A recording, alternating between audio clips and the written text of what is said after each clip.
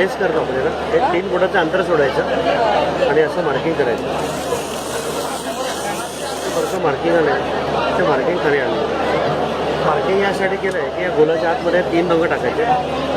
पहिला रंग त्या मार्किंगवर टाकला. दुसरा रंग टाकताना आधीच्या रंगांमध्ये थोडंसं त्याला मिक्स करून टाकलं. तिसरा रंग हा मध्ये पूर्ण करून टाकला. हा झाला बेस. बेस केल्यानंतर मी सेंटर पॉईंट काढला. तो सेंटर आणि डिझाईनचा सेंटर आपण एकमेकांना फक्त मॅच केलं आहे.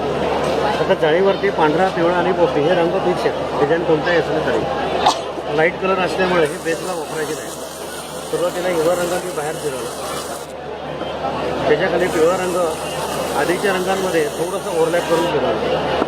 तसंच पांढरा पण पिवळ्यामध्ये ओव्हरलॅप करून फिरवला.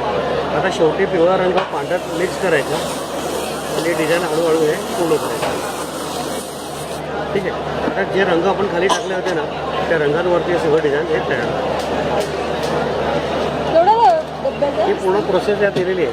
रंग कोणते खाली टाकायचे आहेत, कोणते